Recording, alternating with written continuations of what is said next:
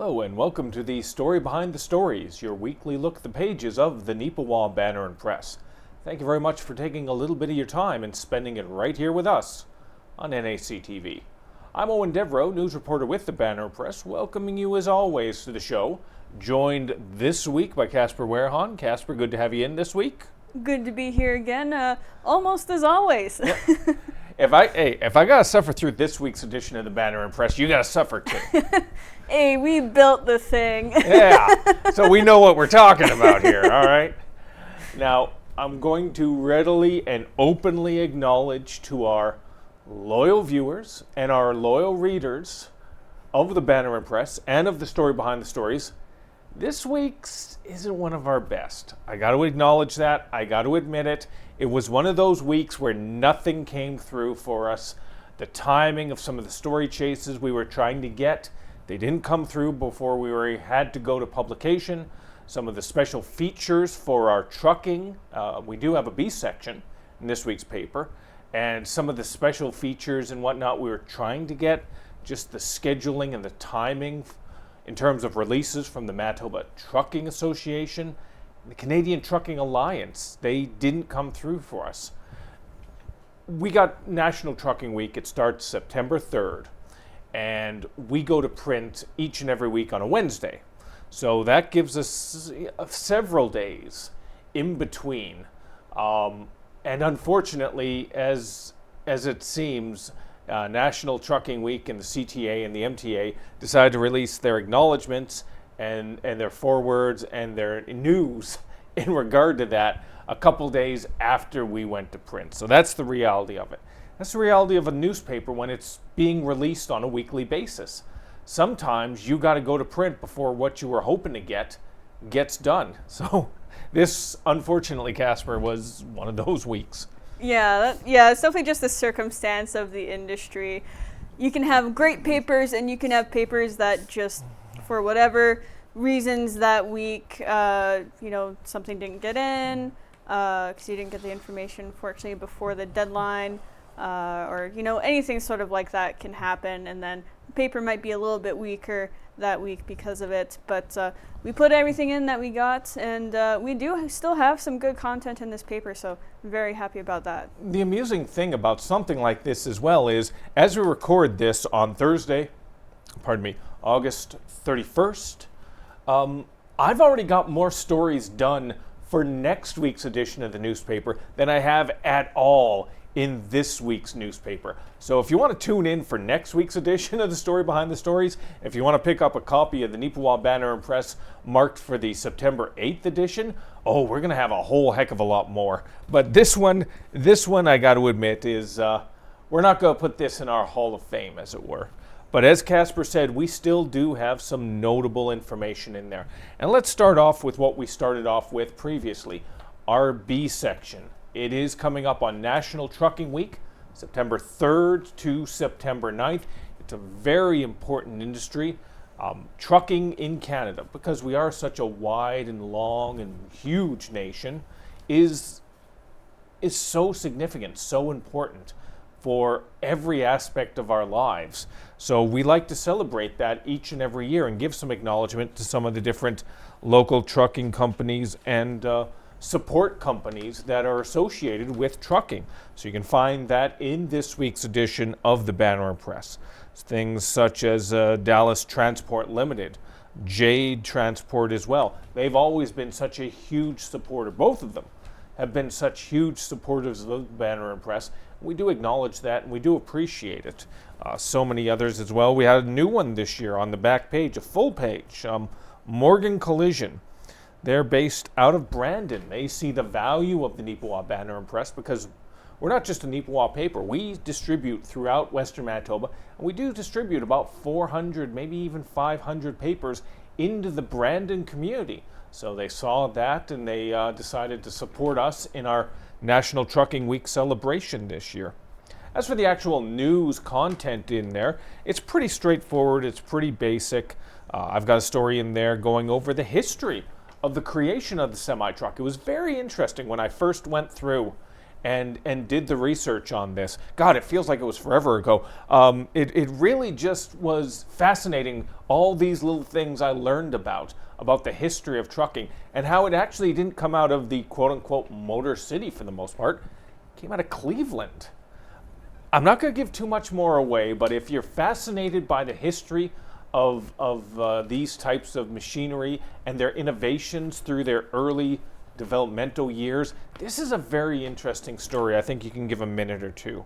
As well, our salesperson, Joel, came through for us in this year's edition of Trucking Week. Come through with two different stories. First one he talks about is the right to repair agenda on the national level. It's something that's being debated and discussed on Parliament Hill in Ottawa, right to repair when it comes to machinery. You can find that on page B7 of this special section. And the other one as well, Casper, I thought this was kind of interesting because I had never heard of Edison Motors whatsoever. But he tracked down this thing about this innovative trucking company started up by these people out of Canada, based out of Toronto. And it just, when I read through it, it was like, oh, wow. It's good to see that this type of ingenuity still exists out there. Yeah, it was really fascinating. I was hoping that you would touch on this.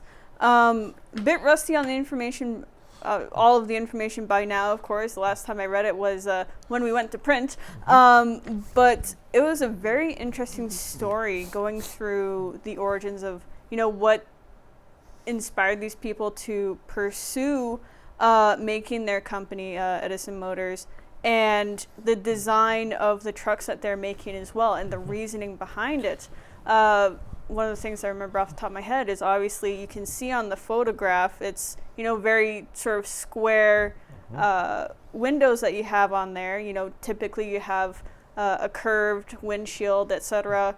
But they're keeping them flat so that it's easier and cheaper to replace, which I thought was pretty interesting. That's the thing as well, and it segues actually into the right to repair as well, is that the costs of repairing things and replacing things nowadays has skyrocketed to such a degree.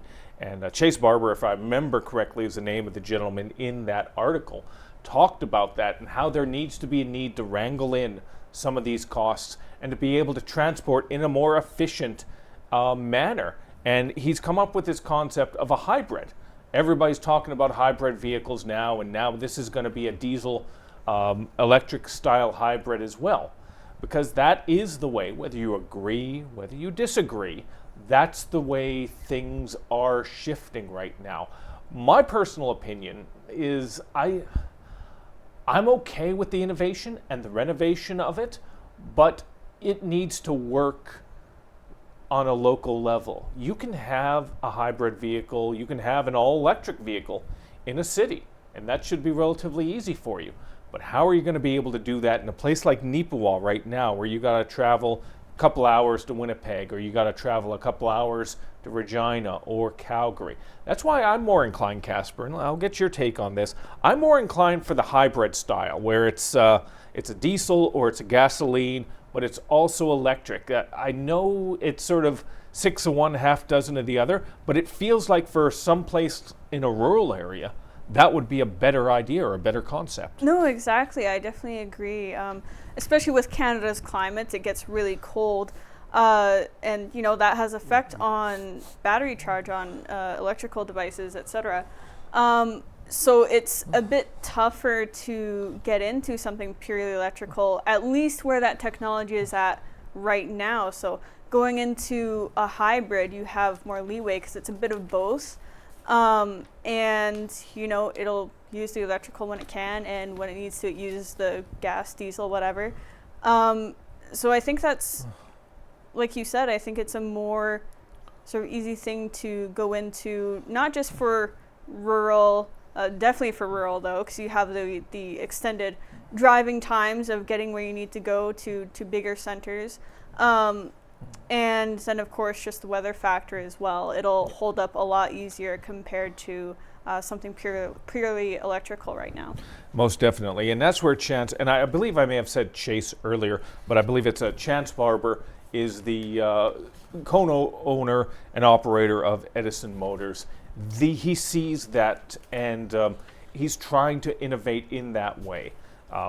So it's very interesting. I'm very pleased that Joel was able to get that story for us, because it is, as we said earlier, it's something that everyone is looking at. Every industry is trying to innovate and trying to sort of bring things in because they know the reality of the times. It's changing.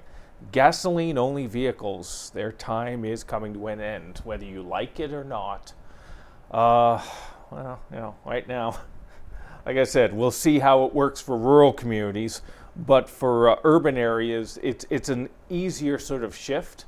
But when you have individuals like Chance and others within the industry trying to innovate in that way, it'll make it a couple years down the line a little more palatable for Joe Schmo and the regular people like us. Yeah, absolutely. And with the right to repair as well, I am curious to see how that will turn out. I know that's been a big topic for a while, especially in the farm industry, but sort of just on a general basis as well, in a sense. I know here and there people talk about like, oh, it's so hard to repair things these days because, certain motors have, this all the way buried in, and you have to go to a shop. You can't do it yourself anymore. So even in just sort of like normal like civic vehicles that you use on a day-to-day basis can be tough to repair on your own or without going to a specialized mechanic workshop. The unfortunate thing as well, you talk about the technical aspects of it,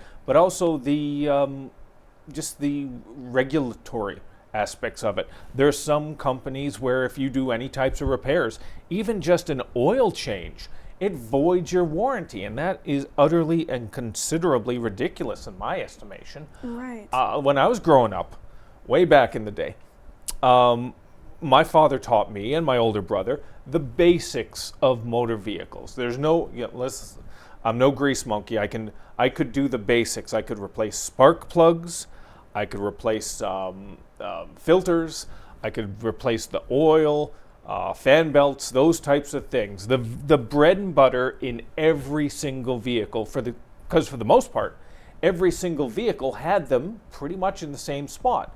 But then innovation started happening into the 80s and 90s, as Casper alluded to.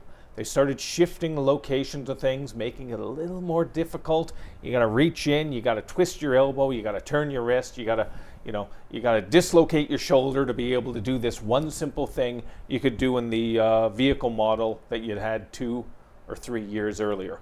And that's just not right. I mean, the right to repair is very important, and I hope that it does follow through. So I'm very appreciative of Joel getting this and updating us on what's happening on Canadian level on that. So if you want to find out a little bit more, you can find it. As we said, it is in the B section, our special trucking issue in this week's edition of the Neepawa Banner Press. You can find it anywhere in Neepawa or surrounding communities around Neepawa. Or if you're not able to get a physical copy of it, always remember that you can find it online at mywestman.ca. All right, so let's go into the main section where we keep our regular news. And as we alluded to earlier, it was a bit of a slow week. Not going to lie to you on that. But fortunately, Casper, you were able to get out and you hit the road down to Carberry for some fantastic festivities. Yes, I sure did. And glad I did on 2 accounts. One, just because it was fun and good to cover. But also because, just like Eoin, I didn't really have a whole lot coming in. So this, more or less, was the only thing aside from looking back. So very happy to have gotten this on that front as well. But wonderful festivities in Carberry for the annual homecoming. I believe it was the 3rd one, if I remember correctly, right off the top of my head there. And that was on August 26th. I was there for about an hour, I think, from 1 to 2. But the festivities were going on from like 12 p.m. to 12 a.m. So long, full day. But the activities that I saw, and we start with right on the front page here, a bit of a wandering attraction, you might say. We have, and you can see this a lot better if you pick up your own copy of the paper, but we have a couple dinosaur wrangling experts that were wandering around the festivities there, amazing some activity goers with the setup that they had going on. A nice little dinosaur there, very realistic, I might say. Very impressive. I was glad I could get a picture of them. But aside from that as well, there was a foam cannon, which was pretty cool to see. Not something I expected. And actually, it was kind of funny. I was walking down the main street there because I came in towards the car show section near closest to the school. And I was walking up the street. Then all of a sudden, I see this one kid like walking past with their parents. And I was like, wait, why are they covered in like soap? What's going on? And then I keep going down the street and I look around the corner. I'm like, oh, that would be why. And yeah, it was just like a sea of foam basically. And there was like a good like maybe 15 kids in there all at once, just like laughing and having a good time. And this didn't get in the paper, but while I was taking one of the photos for that, after I got back to the office on the Monday, I was looking through them to do editing and whatnot. And I didn't notice this at the time I took the one photo, but in the background of one of the foam cannon photos, you can see this kid just completely covered in foam. You can't see face or any other details like that. It's just head to toe little foam monster. It was so funny. But yeah, they had live music there as well. They were doing museum tours. That was one of the items I covered in a previous year. Very fascinating, by the way. It's a great place to go tour, especially if you can get into the gingerbread house there.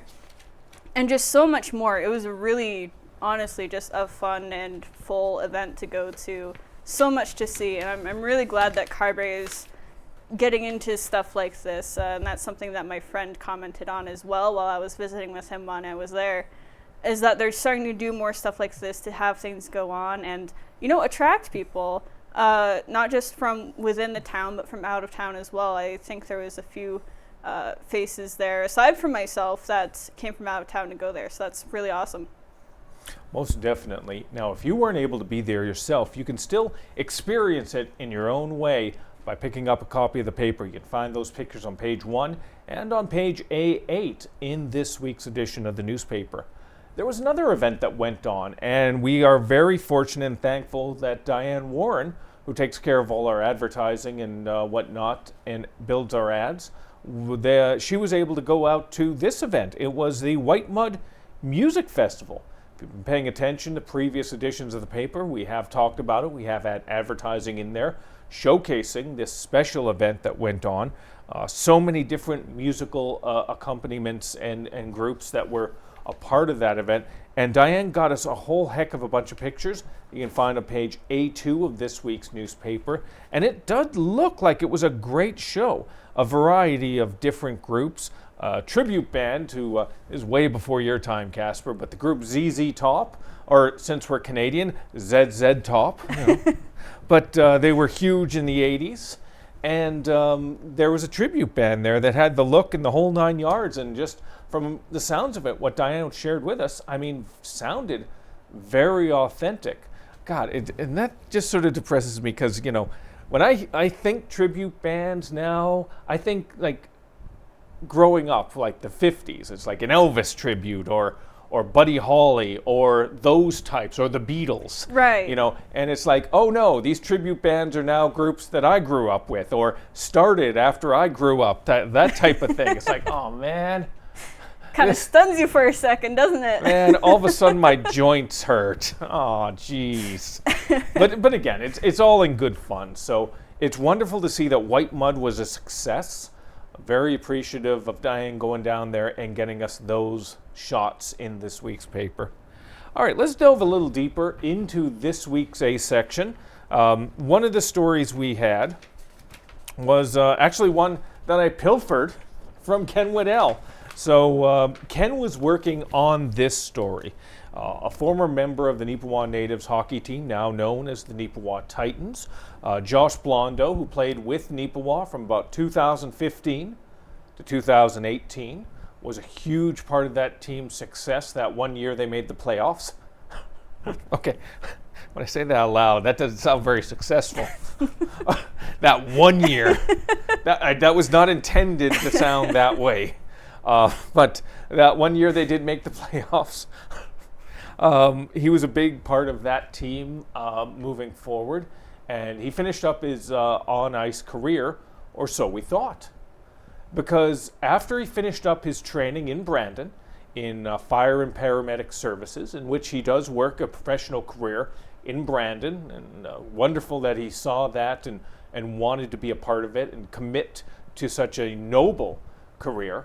But he had a little bit of spare time, and last year he decided to go back and get out on the ice, but this time in a different uniform. He was going to be working as an official, whether it be as a referee or a linesman for games in AAA or even Junior B leagues. You know, it's much like a hockey player. You got to hone your craft. You've got to work your way through the system, and Josh has been able to do that. So recently, he had an opportunity, a major opportunity. He was one of 3 individuals from Manitoba selected to take part in a officiating combine, which took place in Buffalo, New York, and was instituted by the National Hockey League. The NHL always wants to bring in new officials, new individuals to the highest top tiers of the sport. And it's not even just for the NHL as well. There's representatives from the American Hockey League, from the ECHL, from all of the major junior leagues here in Canada that have representatives there and are watching this, because officials, whether you like it or not, or whether you agree with them or not, are an important part of making each and every sport function and succeed. You can't just have, this ain't golf. You can't call it out there on your own. There's no honor system here. But he was down there, and he had an opportunity to learn from some of these individuals, take some techniques, and learn a few things here and there. And most importantly, get some exposure, get that sort of spotlight put on him. Because there's more than one way to make it the NHL. And Josh seems to be showcasing a different way to do it. And again, he's taking those next steps as well. This upcoming year, Josh Blondo is going to be working as an official in some capacity for many games in the Manitoba Junior Hockey League, whether it be in Neepawa perhaps, or in Verdun, Weehawken. He is based out of Brandon, so it depends. They try and be as accommodating as is possible for all these officials. It's not like they're going to have him call a game in Steinbach. All right, you got 2 hours. Puck drops in 2 hours. You better get going, type thing. So we could have a case of where we see him as a linesman or an official at one of our games, or like I said, Verdun, Weehawken, Dauphin. Who knows? But once again, very pleased to be able to share that story. Ken Waddell originally chased down the lead, and he was able to do a little bit of work on it. He didn't have all the details, though, that I was looking for. So I asked Ken, okay, what about this? What about this in terms of the story? And he said, I'm sorry, I didn't get those. Can you chase these down? So I was able to get in touch with Josh after the fact, get a little additional information, which you can find in the finished article. It's on the sports page, and Josh was kind enough as well to be able to send us a picture in his new uniform, as it were. We have some archive pictures of him in the old jerseys, but now he's in the new uniform, so we're very pleased to have been able to have shared that story.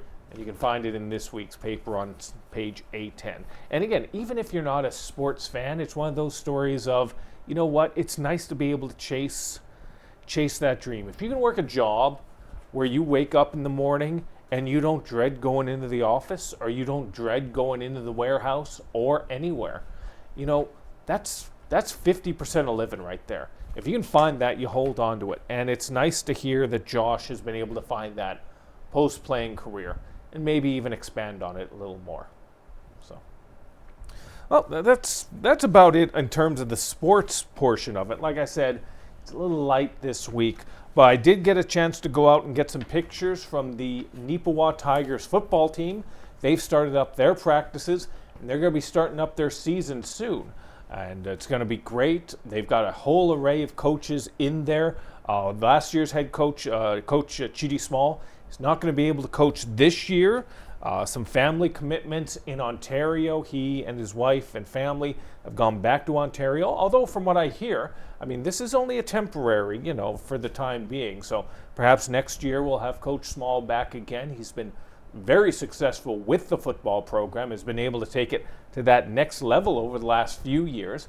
But who we have here right now in terms of the coaching staff, we got about 5 or 6 individuals who have stepped up to fill that void. So it sounds like this could be very good for the Tigers this year.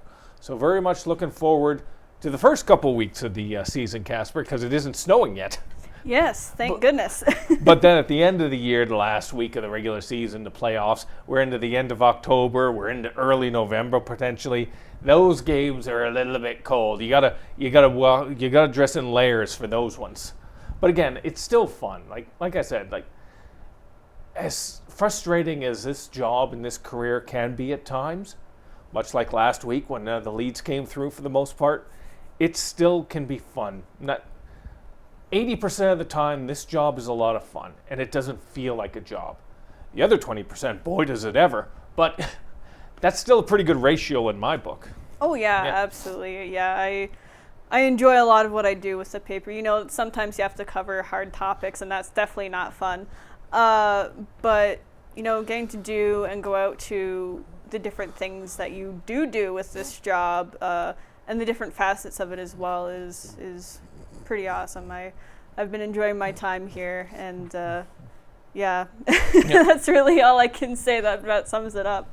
Yeah. It's a little light this week, but there's still so much that you can pick up from this week's edition of the paper. Of course, every week Casper's looking back. You can find that on page 3. All of our editorials, Ken Waddell's, as well as Rita and Neil, always appreciative of them giving their perspectives on some of the pertinent issues of the day or just their general thoughts.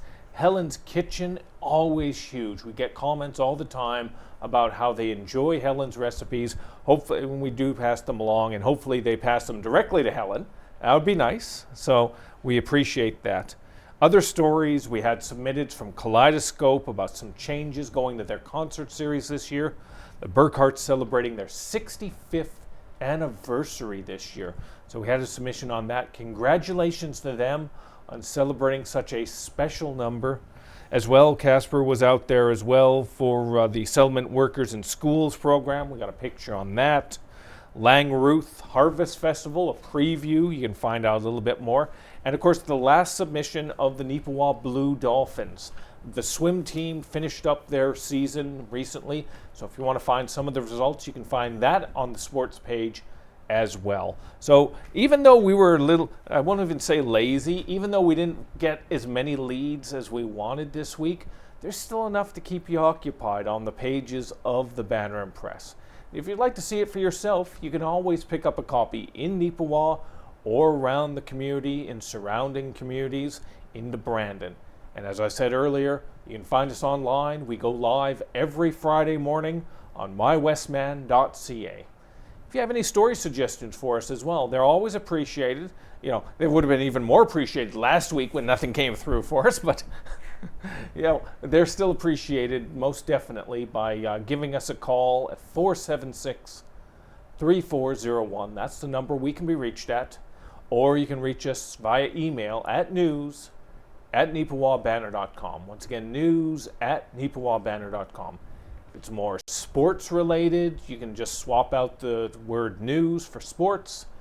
Doesn't matter. I check both emails anyway, so it'll get to me eventually. So that's about it. Casper, again, great to have you back on here again. And next week, definitely, I think it'll be bigger and better. Oh, absolutely. Yeah. And again, thank you for tuning in each and every week, even when we have nothing to talk about. It's still greatly appreciated. So thank you kindly, and we hope that you have a good Labor Day long weekend. And continue to tune in to NAC TV and the story behind the stories.